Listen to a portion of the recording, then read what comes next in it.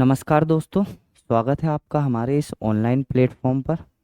जैसे कि आप देख रहे हो, आज हम आपके लिए लेकर आए हैं एक बेहतरीन टॉपिक जिसका नाम है सक्सेसिव।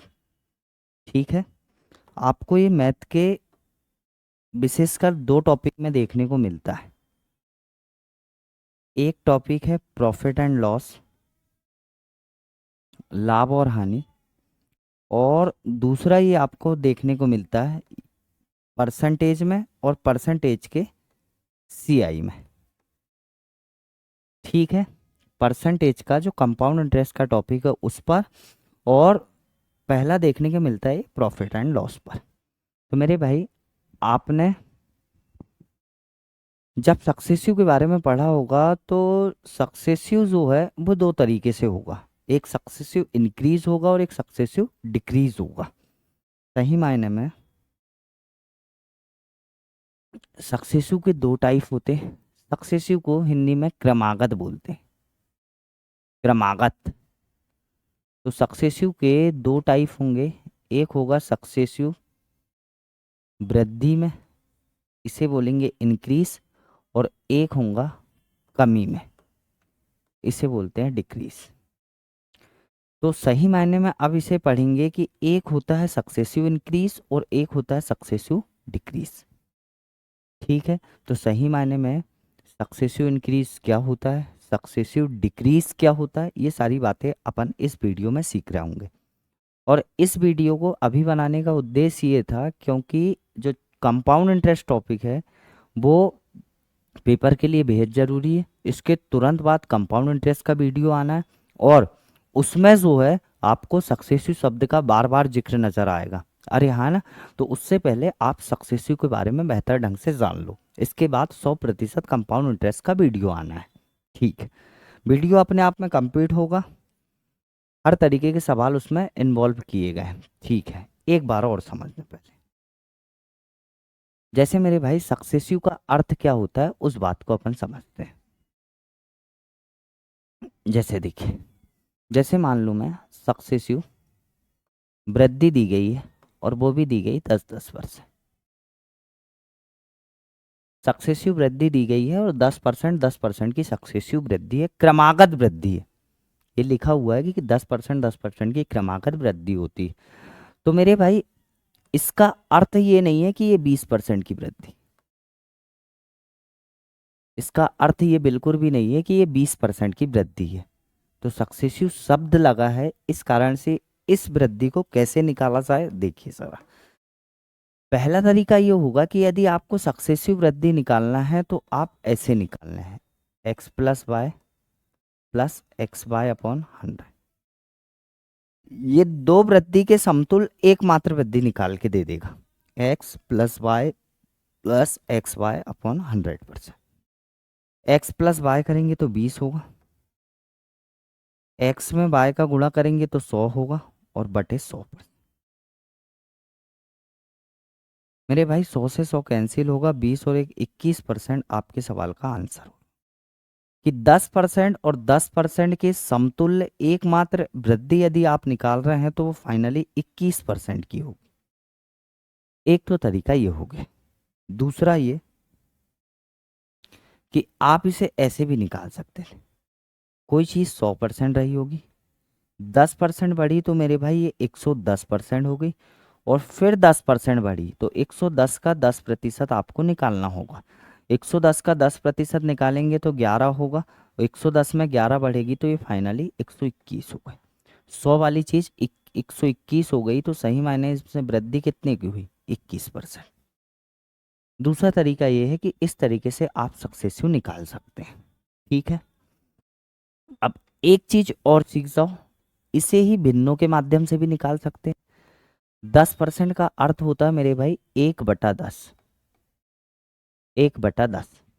तो आप ये कह सकते हो कि ये दो बार हुआ है, तो 10 से हुआ 11, 10 से हुआ 11, 10-10 का गुणा करेंगे तो 100 हो गया, और 11-11 का गुणा करेंगे तो 11 हो गया। तो सही मायने में ये 100 से कितना हो गया, 100।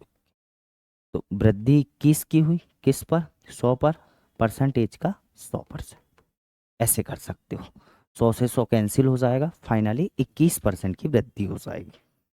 तो मैं आपको ये सिखाना चाह रहा हूँ कि सक्सेसिव निकालने के ओवरऑल अब 3 तरीके आपके सामने। या तो आप सक्सेसिव इस तरीके से निकाल लें, या तो सक्सेसिव इस तरीके से निकाल लें, या तो सक्सेसिव इस तरीके से निकाल। मैंने इंक्रीज पर सवाल लिया, ऐसे ही कई सारे सवाल अपन डिक्रीज पर भी करने वाले हैं।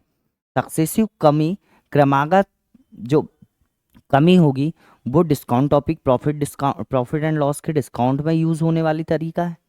और जो इंक्रीज है इसी को अपन कंपाउंड इंटरेस्ट बोलते हैं। सक्सेसिव इंक्रीज ही चक्रवृद्धि ब्याज। ठीक है, चलो देखते हैं। जैसे आपके सामने सवाल लिखा है कि यदि दो क्रमिक छूटे, देखो ये सक्सेसिव डिस्काउंट, यदि दो क्रमिक छूटे 10% और 20% है तो समतुल छूट ज्ञात करिए। देखो मैं आपको इस सवाल को तीनों तरीके से सिखा दे रहा हूँ, लेकिन इसके बाद के सवाल जो है वो आपको केवल सवाल खत्म करने हैं। अभी मैं तीनों तरीके आपको सिखा रहा हूँ।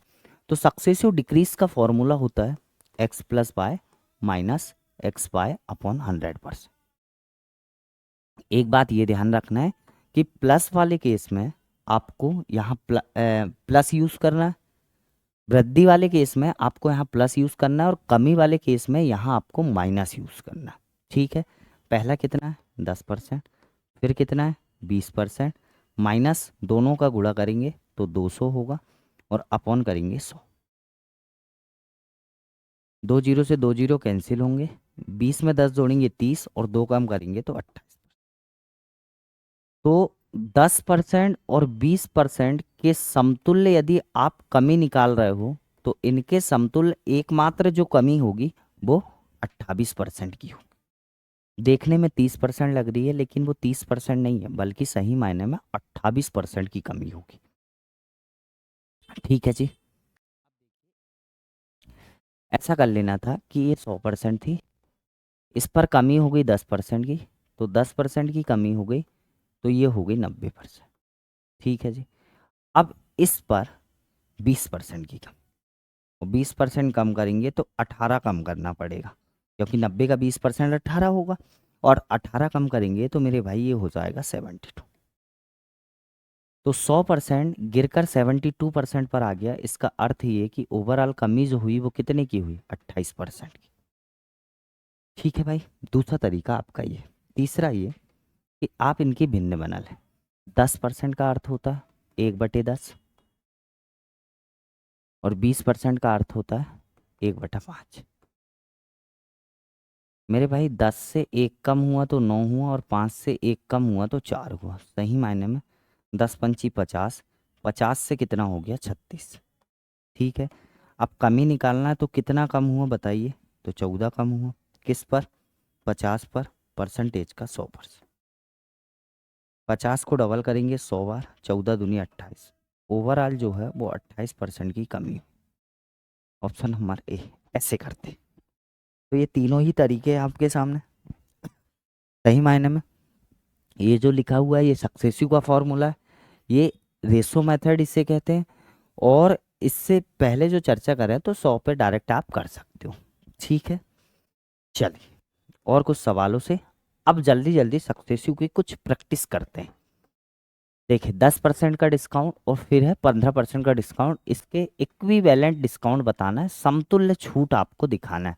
तो देखिए 10% का अर्थ क्या होता है 1/10, और 15% का अर्थ क्या होता है, तो मेरे भाई 15% होता है, देखो 15% को अपन 15/100 लिखेंगे, 5 से कैंसिल करेंगे तो 3/20। तो सही मायने में 10 से चीज़ें 9 हो गई, और 20 से चीज़ें 3 घट गई, तो 20 से 3 घट गई तो कितनी हो गई 17। यहाँ हो जाएगा 200, और 17 नम में 153, 200 से चीज़ें कितनी हो गई 153। तो 200 से 153 हुई तो कितने की कमी हुई मेरे भाई, 47 की कमी होगी। किस पर, 200 पर, परसेंटेज का लिखेंगे 100%। 100 से कैंसिल करेंगे 2 बार, 2 से कैंसिल करेंगे तो 2 दूनी 4, 2 तिया 6.5, 23.5% की कमियाँ ऐसे निकल जाए। ठीक है भाई, चलो नेक्स्ट क्वेश्चन पे। दो क्रमिक छूट 10% 30% के समतुल्य एकमात्र छूट बताना। तो देख 10% का अर्थ होता है 1/10, और मेरे भाई 30% का अर्थ होता है 3/10। तो सही मायने में 10 से चीज़ घटकर 9 रह गई, और फिर 10 से चीज़ घटकर 7 रह गई, 3 कम हो गई। तो 10 दाही 100, और 9 सत्ते कितना हो गया 63। तो सही मायने में 100 में कमी हो रही। और एक बात और ध्यान रखना, यदि 100 पर कमी या बढ़ने लगे तो उसी को आप परसेंटेज कहते हो, तो इस पे कैलकुलेशन करने की ज़रूरत नहीं है। 100 से 63 हो गई, इसका अर्थ ये है कि कमी कितने की हुई, 37% की। ऐसे कर सकते थे। ठीक है जी। देखिए नेक्स्ट क्वेश्चन, 15% और 25% के समतुल्य एकमात्र डिस्काउंट आपको बताना है। तो देखिए 15% का अर्थ होता है 3/20, और मेरे भाई 25% का अर्थ होता है 1/4। तो 20 से चीज घटकर 17 रह गई, और उसके बाद 4 से चीज घटकर 3 रह गई। तो 20 चौके 80 होगा, और 17 दिया 51 होगा। तो सही मायने में कमी कितने की हुई, 29 की। किस पर, 80 पर। प्रतिशत का लेंगे आप 100%। 20 से कैंसिल कर रहे होंगे 4 बार, 20 से कैंसिल करेंगे 5 बार, और मेरे भाई 5, 4 से गुड़ाई कर दो, सॉरी भाग कर दो। 4 सत्ते 28, बचा 1, 4 दूनी 8, 4 पंचे 20। पच्चम 25 का 5, हाथ का होगा 2, 5 दूनी 10 और 2 12 का 2, हाथ का 1, सतपना 35 और 1 36। ओवरऑल 36.25% की कमी होगी। देख रही, बाकी दो तरीके से आप इसे कर सकते थे, उसमें भी कोई बुराई नहीं। देखिए 25% और 40%, मैं आपको वो वाले तरीके से भी एक दो सवालों की प्रैक्टिस करा देता हूँ ताकि बेहतर हो जाए। देखो ये आपका इक्विवेलेंट डिस्काउंट निकालने का तरीका है। तो एक 25 प्लस करेंगे 40, माइनस 25 × 40 अपॉन में कर देंगे 100%। आप ऐसे भी निकाल सकते हो, इसमें भी कोई बुराई नहीं। 25 चौके 100 होगा, और 4 से काटेंगे तो कितने बार, 10 बार। 25 40 जोड़ेंगे तो ये 65 होगा, और 65 में 10 कम करेंगे तो मेरे भाई 55% का डिस्काउंट हो। ऐसे कर सकते थे। ठीक है। देखिए 20 और 30 के समतुल्य एकमात्र डिस्काउंट यदि आपको बताना था, तो आप 20 और 30 को जोड़ देते, माइनस करते 20 × 30 अपॉन कर देते 100, x plus y minus x y upon 100। 2 zero से 2 जीरो कैंसिल होता, 30 20 50, और 50 में से 6 कम करते तो ये 44%। ऐसे निकल। देखिए 40 और 15, तो 40 और 15 को आप जोड़ देते, माइनस 40 × 15 करते, अपॉन करते 100। ठीक है। 40 में 15 जोड़ देंगे, तो 40 में 15 जब जोड़ेंगे तो मेरे भाई 40 50 55 हो जाएगा, माइनस 0 से 0 कैंसिल करेंगे, 5 से 3 बार, 5 से लगाएंगे 2 बार, और 2 से लगाएंगे मेरे भाई 2 बार, 3 दूनी 6, 6 करेंगे तो फाइनली ये 49% होगा। ठीक है जी। नेक्स्ट क्वेश्चन, 20 और 25% के समतुल्य एकमात्र डिस्काउंट बताना था। तो 20 प्लस 25 माइनस आपको करना था 20 × 25, और बटे कर देना था 100। 25 से कैंसिल करेंगे 4 बार, 4 से कैंसिल करेंगे मेरे भाई 5 बार। 20 में 25 यदि ऐड कर रहे होंगे तो 45, और 45 में से 5 कम होगा तो ओवरऑल ये 40% हो। ठीक है जी। नेक्स्ट क्वेश्चन पर, 12 और 15% के समतुल्य एकमात्र डिस्काउंट बताना था। तो आपको ऐसे कर लेना था 12 प्लस 15 प्लस 12 × 15 बटे कर लेना था, सॉरी यहाँ माइनस का यूज़ करना, क्योंकि डिस्काउंट का केस है, यहाँ माइनस का यूज़ करना। फिर आपको करना ये था कि इन दोनों को तो जोड़ देना था, तो इन दोनों को जोड़ते तो 27 होता। 5 से कैंसिल करते 5 तिया 15, और 5 से कैंसिल करते तो 5 से कैंसिल करते तो ये 20 बार। 2 से कैंसिल करते मेरे भाई तो 2 से कैंसिल होता 6 बार, और 2 से कैंसिल करते तो 10 बार। 6 तिया 18 में 10 का भाग लगाते तो कितना होता, 1.8। तो फाइनली आंसर होता 25.2%। ये दो सक्सेसिव डिस्काउंट के इक्विवेलेंट डिस्काउंट होता, समतुल्य एकमात्र छूट होती। ठीक है। देखिए और कुछ सवाल। दो क्रमिक छूटे 10%, 20% और 30%। समतुल्य डिस्काउंट बताना, दो नहीं यहाँ तीन कर लो। ठीक है जी। तो देखिए, तीन वाला यदि आपको निकालना तो मैं आपको दोनों तरीके से यदि सिखाना चाहूँ तो ऐसे सिखाना चाहूँगा कि पहले आप जो है वो 10% और 20% इसका इक्विवेलेंट डिस्काउंट निकालिए, इसका समतुल्य छूट निकालिए। वो कैसे निकालेंगे? तो 10 + 20 माइनस 10 × 20/100। इससे कैंसिल होगा, 20 और 10 30, और 30 में से दो कैंसिल कर रहे होंगे तो 28। 10% और 20% के समतुल्य एकमात्र यदि छूट आपको चाहिए तो वो 28% होगी। अब क्या करना है? अब दूसरी स्टेप करना है आपको कि 28% और 30% के समतुल्य छूट निकाल लीजिए। ठीक है, तो 28% क्या हुआ? तो मेरे भाई 28 प्लस होगा 30 माइनस 28 गुना 30 बटे कर लेना था 100। 28 × 30 बटे कर लेना था 100। इसको आप घर पे बैठ के कैलकुलेट कर लीजिएगा। यहाँ जो भी आंसर होगा वो इसके इन तीनों के इक्विवेलेंट डिस्काउंट के इक्वल होगा। ठीक है जी। या फिर आपको ऐसे करना था कि 10% का अर्थ होगा 1/10, 20% का अर्थ होगा 1/5, और मेरे भाई 30% का अर्थ होगा 3/10। तो आप ऐसे करते कि 10 से कोई चीज़ 9 हुई, 5 से एक कम हुई तो 4 हो गई, और 10 से कोई चीज़ अगली बार कितनी हुई? 7। तो 10 दाही 100, और 100 में 5 का गुणा करते तो 500 होता। ऐसे ही मेरे भाई 9 चौके 36, और 36 में आपको 7 का गुणा कर देना था, तो 7 6 42 बचता 4, और 7 तिया 21 और 4 होता 25। यहाँ से आप इक्विवेलेंट डिस्काउंट निकाल लेते कि 500 वाली चीज़ें 252 हो गई। इसका अर्थ ये है कि 248 का डिस्काउंट हो गया। किस पर? 500 पर। और प्रतिशत का निकालते 100%। तो यहाँ से भी आप इक्विवेलेंट डिस्काउंट निकाल सकते हो।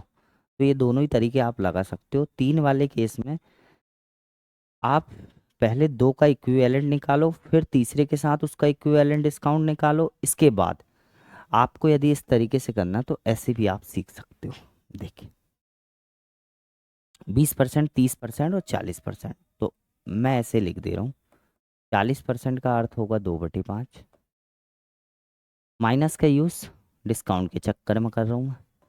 20% 1/5, और मेरे भाई 30% का अर्थ होगा 3/10। तो पाँच वाली चीज़ें दो कम हुई, पाँच वाली चीज़ें दो कम हुई तो 3 हो गई, पाँच वाली चीज़ें एक कम हुई तो 4 हो गई, और 10 वाली चीज़ें 3 कम हुई तो 7 हो गई। पच्चम 25, और 25 में 10 का गुणा करेंगे तो ये 250 होगा। 7 तिया 21, और 21 में 7 का गुणा करेंगे तो 7, और 7 दूनी होगा 14, 147। फाइनली यहाँ जो डिस्काउंट हो रहा है वो डिस्काउंट हो रहा है मेरे भाई 103 का। इस पर होगा 250 पर, और प्रतिशत का ले लेंगे आप 100%। ये इसका इक्विवेलेंट डिस्काउंट होगा। ठीक है, आपको सही मायने में तरीके सीखने हैं।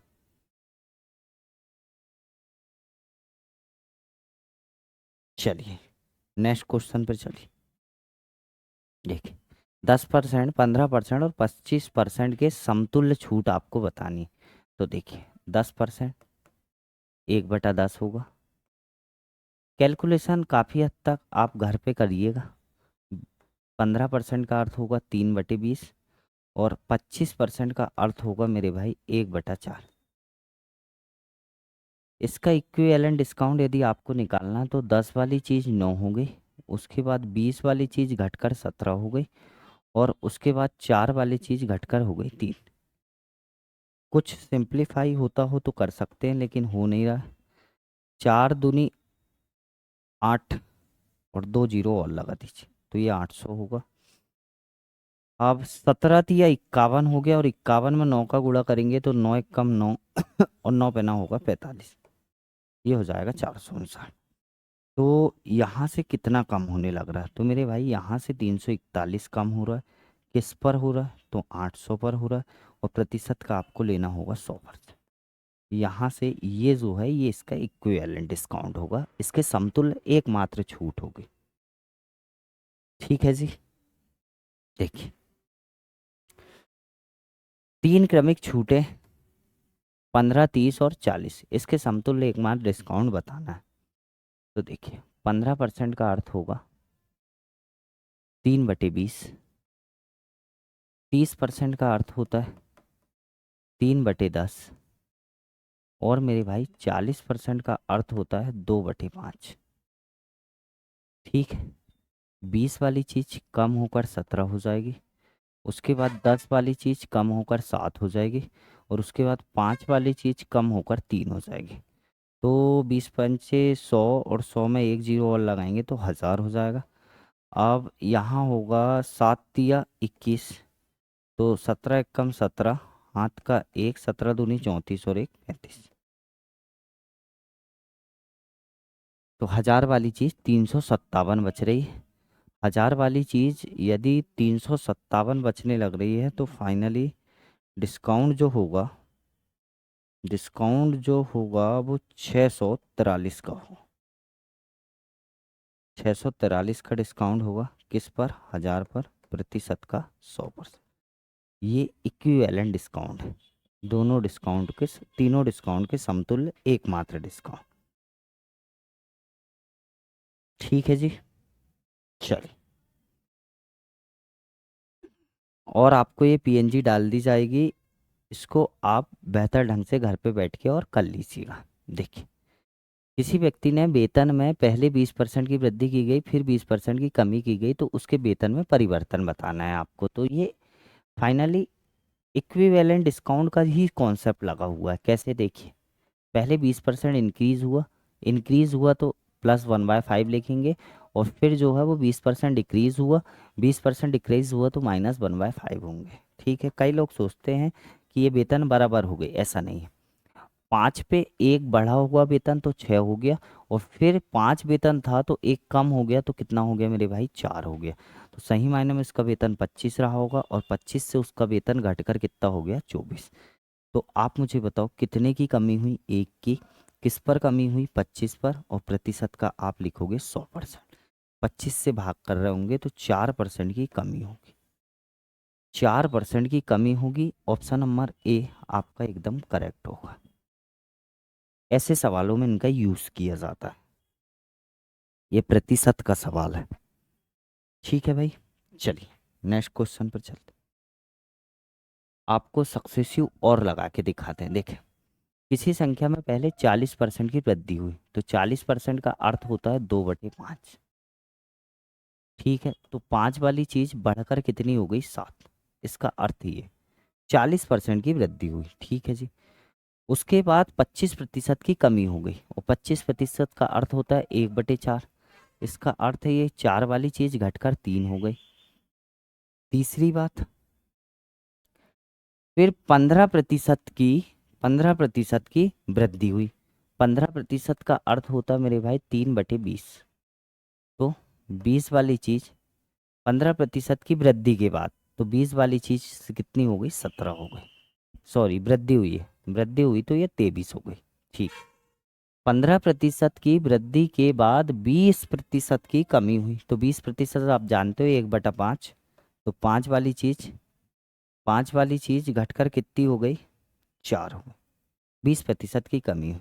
अब ओवरऑल आपको बताना है कि कमी वृद्धि क्या हुई है, फाइनली आपको बताना है। तो देखिए, ये 4 से 4 कैंसिल कर दो पहली फुर्सत में। 25 25 होगा, और 25 में 20 का गुणा करेंगे तो 25 दूनी होगा 50। और एक जीरो ये शिफ्ट हो जाए, कहने का अर्थ है ओवरऑल 500 हो जाएगा। अब देखिए, 7 या 21 होगा, और 21 में यदि 23 का गुणा करेंगे तो 23, 21 तिया 63 का 3, हाथ का 6, 21 दूनी 42, और 42 और 6 होगा मेरे भाई 48। ये हो जाना है 483। अब 500 वाली चीज़ 483 हो गई, इसका अर्थ ये कि 17 कम हुआ इस पर 500 पर, परसेंटेज का 100%। तो आप बोलेंगे 2 जीरो से 2 जीरो कैंसिल कर दो, 5 से भाग लगाएंगे तो ये कमी आएगी। अरे हाँ है ना, तो 3 दशमलव कुछ कम होगा, 3.4 की कमी होगी। ऐसे सवालों में सक्सेसिव का यूज़ किया जाता है, और कंपाउंड इंटरेस्ट के सवालों में बहुत ज़्यादा सक्सेसिव का यूज़ होता है। सक्सेसिव में यदि आपकी पकड़ है तो कंपाउंड इंटरेस्ट के सवाल जो मिनटों में सवाल होने वो सेकंडों में कन्वर्ट हो सकते हैं। ठीक है, चलो देखिए, मोटरसाइकिल के मूल्य में प्रतिवर्ष 4 वर्ष की कमी होती है, और इसका जो वर्तमान मूल्य है वो कितना है, 75,000 रुपये। 2 वर्ष बाद इसका मूल्य क्या होगा, 4% की कमी हो रही। तो आप मुझे एक बार ये बता दो कि 4% का अर्थ होता है 1/25। 4% का मतलब होता है मेरे भाई 1/25, तो 25 से 24 हुआ, और 25 से मूल घटकर कितना हो गया, 24 हो गया। तो सही मायने में उसका मूल 25 × 25 रहा होगा, और उसका मूल्य घटकर हो गया 24 × 24। मानते हो? तो 25 × 25 की जो वैल्यू है सवाल में वो दी गई है 75,000। आपको वैल्यू बताना है 24 × 24 की। तो आप यदि ध्यान से देख पा रहे होंगे तो 25 से कैंसिल करेंगे, 25 तिया 75, 3,000 बार, और 25 से कैंसिल करेंगे तो 25 एकम 25 बचेगा 5, 25 दूनी 50, 120 बार। तो आंसर होगा 120 × 24 × 24। तो सिर्फ एक जीरो लास्ट में आएगा, सिर्फ कितने जीरो लास्ट में आना है, एक जीरो, और एक जीरो लास्ट में आना है। उसके बाद आंसर जो होगा मेरे भाई वो 3 से कटने वाला होगा। ये बात भी मुझे पक्की पता थी। देखो, यहाँ भी 3 है, यहाँ भी 3 है, यहाँ भी 3 है, तो फाइनली आंसर जो होगा वो 3 से कटने वाला होगा। और लास्ट में एक ही जीरो आना था, तो लास्ट में एक जीरो आना था, तो ये या तो सी होता या तो बी होता, लेकिन बी जो है वो 3 से नहीं कट सकता, तो फाइनली आंसर होगा ऑप्शन नंबर सी। ठीक है, पेपर में बैठ के ऐसे कैलकुलेशन करते भी नहीं बैठना था। अगले सवाल पे आई। एक गांव की वर्तमान जनसंख्या 67,600 है और 4% की दर से प्रतिवर्ष बढ़ रही है। अभी आपको 4% लिखे थे, 4% का अर्थ 1/25 होता है, तो 25 से 26 हुआ, और दूसरे वर्ष भी 25 से 26 हुई। 2 वर्ष पहले गांव की जनसंख्या क्या थी, और वर्तमान में जनसंख्या कितनी है, 67,600। तो देखो, 67,600 है वो बढ़ी हुई जनसंख्या है, और ये वैल्यू किसकी होगी, 26 × 26 की। और मेरे भाई आपको वैल्यू किसकी बताना है, 25 × 25 की, या 25 का स्क्वायर 625 की आपको वैल्यू बतानी। आप यदि ध्यान से डेटा को ऑब्जर्व कर रहे होंगे तो 26 का वर्ग ही 676 होता है, तो 625 में 2 जीरो चिपकाओ, आंसर बन जाएगा। ठीक है, ये सारे के सारे आपको केवल और केवल सक्सेसिव के यूज सिखाए जा रहे हैं, बस इतना खतरनाक है सक्सेसिव। देखिए, एक मशीन का मूल्य 6250 है, पहले वर्ष इसका मूल्य 10%, और दूसरे वर्ष इसका मूल्य 20%, और तीसरे वर्ष इसका मूल्य 30% घटता है। तो 10% घटता है, तो मेरे भाई 10% का अर्थ होता है 1/10, तो 10 वाली चीज़ 9 रह जाएगी। उसके बाद 20% का अर्थ होता है 1/5, तो 5 वाली चीज़ घटकर कितनी रह जाएगी, 4। उसके बाद 30% का अर्थ होता है 3/10, तो 10 वाली चीज़ 3 घटेगी तो रह जाएगी कितनी, 7। देखिए आप, ये 10%, ये 5% कमी, और ये 30% की कमी। मान गए? अब देखिए, कुछ कैंसिल नहीं हो सकता, तो 100 और ये हो जाएगा 500। उसके बाद ये होगा 7 चौके 28, और 28 नम्बे करना है, तो 28 नम्बे होगा 252। 500 वाली चीज़ फाइनली ये 252 पे आके रुक गए।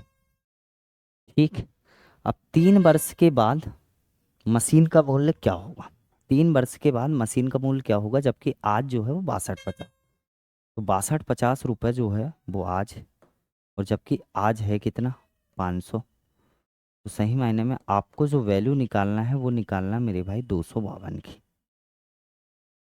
ठीक है,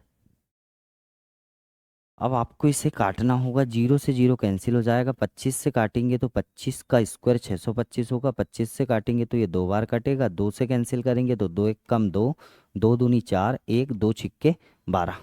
अब देखो, जो भी आंसर होगा वो 25 का मल्टीपल होगा, 25 का मल्टीपल होगा। तो ये उत्तर नहीं हो सकता क्योंकि ये 25 से नहीं कटने वाला।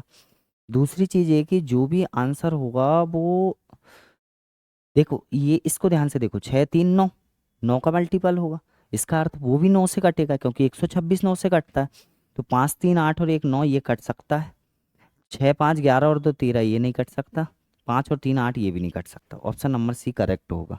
बेबले ताई पेपर में बैठ के कैलकुलेशन नहीं करना है।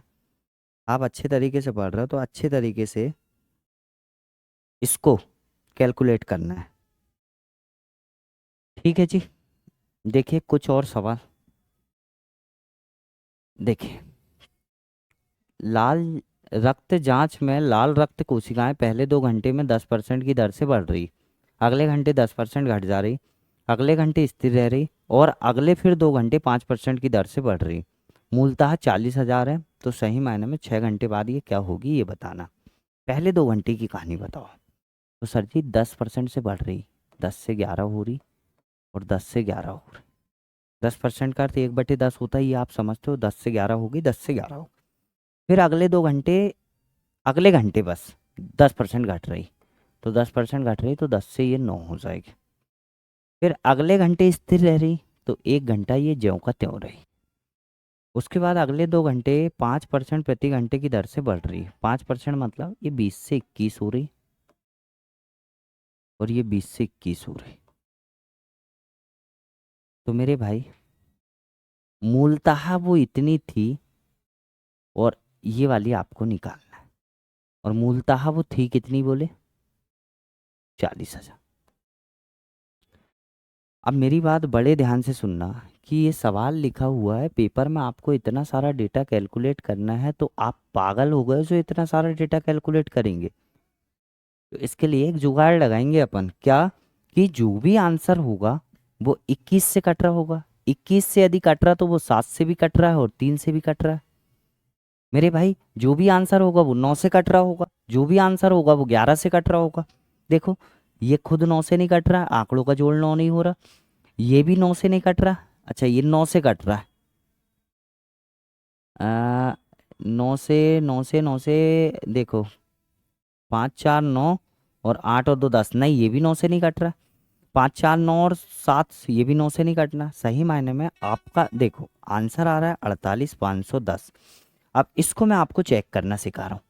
तो आप मुझे बताओ, 8 5 13 और 1 14 और 4 18, 9 से कट गया। आपको यदि ऐसा है तो आप एक बार 7 से काट के देखो। 7 छिंग 42, बचा कितना? 6। 7 9 के 63, बचा 2, 7 3 21। आराम से कटने लग रहा है। तो मेरे भाई पेपर में बैठ के आपको सॉल्व नहीं करना है, ठीक है? कहीं ना कहीं जुगाड़ देखने कि कैसे आंसर को टिक करके आना है। कोई आपको सॉल्व करके दिखाओगे तो ज़्यादा नंबर नहीं मिलना है। ठीक है जी। इसको देखो, किसी शहर की जनसंख्या 16 सही 2/3% बढ़ जाती है। 16 सही 2/3%, क्योंकि ये बढ़ रही है तो इसका अर्थ मैं +1/6 लिख देता हूँ। और तथा दूसरे वर्ष, दूसरे वर्ष ये सही फ्रैक्शन लिखी हुई है 38 सही 1/2%।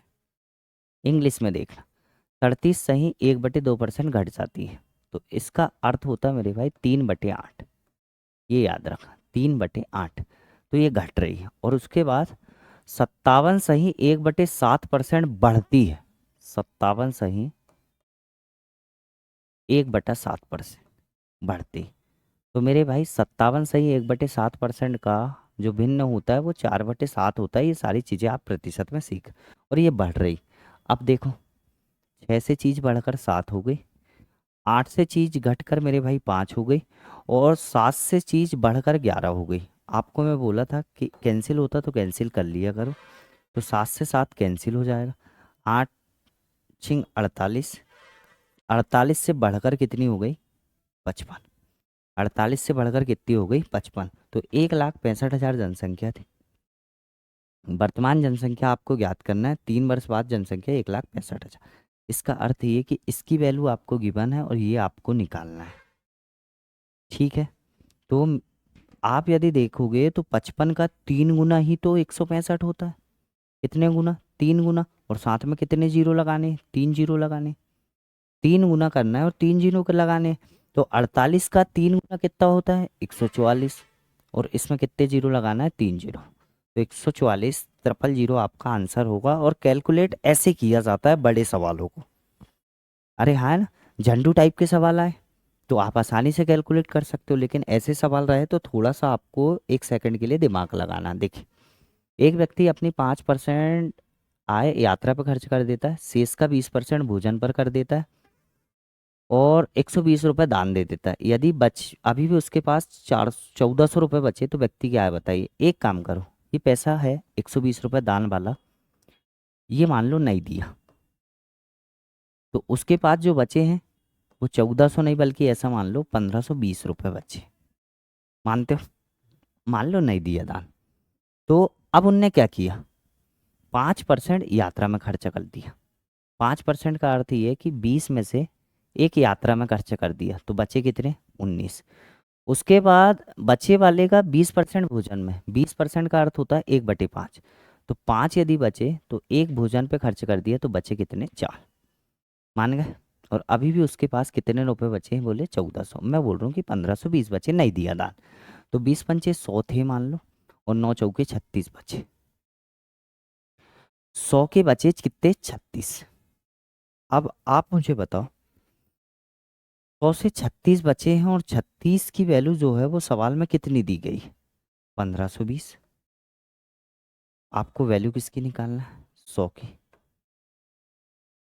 तो sorry sorry sorry sorry sorry sorry, 36 ना रे, 76। 9 19 चौके 76, ये गड़बड़ कर दी ना। हाँ, 76 का डबल कर दो, 152, और 2 जीरो और चिपकर। फाइनली व्यक्ति की आय 2000 होगी। होता भाई थोड़ा बहुत कैलकुलेशन एरर होता है। 19 चौके 76 होना था, अपन ने उसको 36 रख लिए, थोड़ी सी गलती ये हो गई। ठीक है, चलो नेक्स्ट क्वेश्चन पर चल। एक कॉन्ट्रैक्टर के पास कुछ तार था, 10% भाग चोरी चली गया, बचे हुए का 70% भाग उनने बेच दिया और 810 अभी भी बचा है। तो देखो, 10 में से 10% भाग चोरी चले गए, 10 में से एक चोरी चला गया, तो बचा कितना 9। बचे हुए का 70% भाग बेच दिया, 70% मतलब 10 में से 7 बेच दिया, तो बचा केवल कितना 3। अब उसके पास तार था 100 और बचा कितना 9 तिया 27। 27 तार उसके पास बचा, और सही मायने में जो बचा वाला तार है उसकी वैल्यू दी गई है 810 मीटर। तो मेरे भाई एक यूनिट की वैल्यू कितनी होगी 30 मीटर, और एक यूनिट की वैल्यू 30 मीटर होगी, तो सही मायने में उसके पास तार कितना रहा होगा 3000 मीटर। मैं आप मेरा उद्देश्य आपको ये सवाल सिखाना नहीं है, मेरा उद्देश्य है कि सक्सेसिव का यूज़। अरे हाँ ना, सक्सेसिव बहुत अच्छी चीज़ है, बहुत अच्छी मेथड है, कई जगह इसको अपन कई अच्छे अच्छे तरीके से इसका अपन यूज़ कर सकते हैं, वो यूज़ सीख रहे हैं अपन। देखिए अगला, एक पुस्तकालय में 20% किताबें हिंदी की बची, मतलब 5 में से 20% किताबें हिंदी में हैं, तो बची कितनी किताबें 4। ठीक है, बची हुई किताबें का 50% इंग्लिश में, 50% मतलब 2 में से एक इंग्लिश में, एक बची। बची हुई किताबों का 30% फ्रेंच में, तो 10 में से 3 फ्रेंच में, तो बची कितनी अब 7। अभी भी 6300 जो किताबें बची हैं बोले, वो काय में, क्षेत्रीय भाषाएं में। तो आपको बताना है पुस्तकालय में कितनी किताबें थी। देखो 5 दूनी 10 और 10 100, 100 किताबें थी, और अभी बची है 7 चौके 28 एकम 28, 28 किताबें बची। तो आपके हिसाब से 28 किताबें बची, और क्वेश्चन के हिसाब से 6300 किताबें बची, और 100 की वैल्यू आपको निकालना है। तो मेरे भाई 7 से कैंसिल करेंगे 4 बार, और 7 से कैंसिल करेंगे तो 7 9 के 63, 900 बार, और 4 से कैंसिल करेंगे 25 बार, और 25 में 9 का गुणा करेंगे तो 25 9 225 होगा। 22,500 आपके सवाल का करेक्ट आंसर होगा। ठीक है जी, नेक्स्ट क्वेश्चन पर आ जाओ। एक निर्माता ने कुछ सामान थोक विक्रेता को 25% लाभ पर तथा थोक विक्रेता फुटकर विक्रेता को 20% लाभ पर, फुटकर विक्रेता ग्राहक को 28% लाभ पर बेचता है, और ग्राहक उसे 9600 रुपये पे करता है खरीदने के लिए, तो सही मायने में निर्माता का सामान्य मूल्य बताना। देखो पहले 25% का लाभ, 25% 4 1/4 होता, तो 4 से चीज़ें 5 हो गई। फिर 20% का लाभ, 20% मतलब 5 से चीज़ें कितनी हो गई मेरे भाई, 6 हो गई। उसके बाद 28% का लाभ, तो 28% होता है 7/25। तो 25 वाली चीज़ 7 बढ़ गई, 25 वाली चीज़ 7 बढ़ गई तो कितनी हो गई, 32। तो ये शुरुआती कीमत थी और ये उसकी अंतिम कीमत निकल के आई। देखिए आप 5 से इसे आप कैंसिल कर दीजिए, 4 से कैंसिल कर दीजिए, 4×8 = 32। तो शुरुआत में उसकी कीमत थी 25 और लास्ट में उसकी कीमत हो गई मेरे भाई 48। पहले कीमत थी 25 और अब उसकी कीमत हो गई 48। तो आपको ग्राहक ने जो खरीदा है उसकी कीमत दी गई है। इसका अर्थ ये है कि 9600 रुपये ग्राहक ने पे किए, वो 48 यूनिट की वैल्यू और आपको 25 यूनिट की वैल्यू बतानी। 48 दूना 96 होगा और 25 दूनी होगा 50। 5000 रुपये उस निर्माता के लिए उसका सामान्य मूल्य था।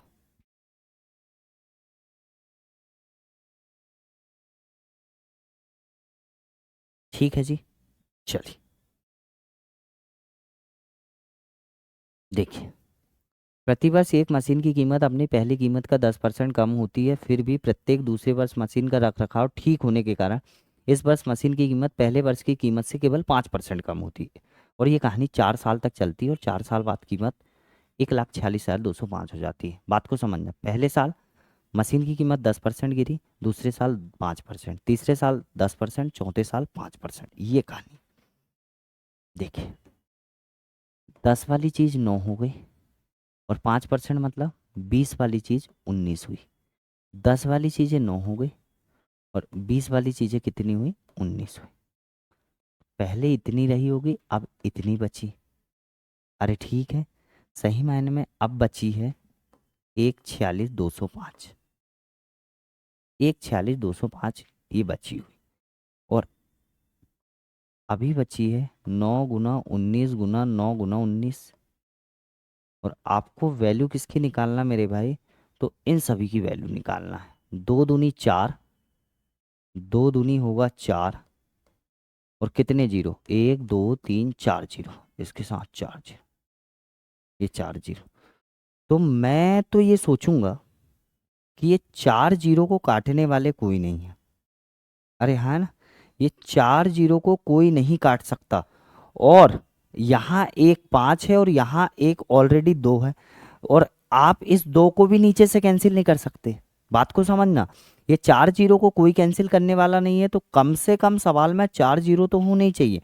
और साथ में एक 5 यहाँ है और एक 2 यहाँ है, तो मेरे भाई ये भी गुणा होके एक और जीरो बनाएगा। तो कुल मिलाकर आंसर में 5 जीरो होंगे और 5 जीरो मेरे भाई ऑप्शन नंबर बी में। आप घर में बैठकर इसे कैलकुलेट कर लीजिएगा। ठीक है मेरे भाई, तो सक्सेसिव बहुत ही अच्छा कॉन्सेप्ट था। कंपाउंड इंटरेस्ट में इसका बहुत ज़्यादा यूज़ होना है। जब आपके पास कंपाउंड इंटरेस्ट का वीडियो आएगा तो उस पर भी देखना कि बहुत सारी जगह मैं सक्सेसिव यूज़ कर रहा हूँ। तो इस वीडियो को आप पुख्ता देखकर सक्सेसिव जो मेथड है उसको बड़े अच्छे ढंग से सीखिएगा। ठीक है जी, अगले वीडियो तक के लिए अब टाटा बाय बाय।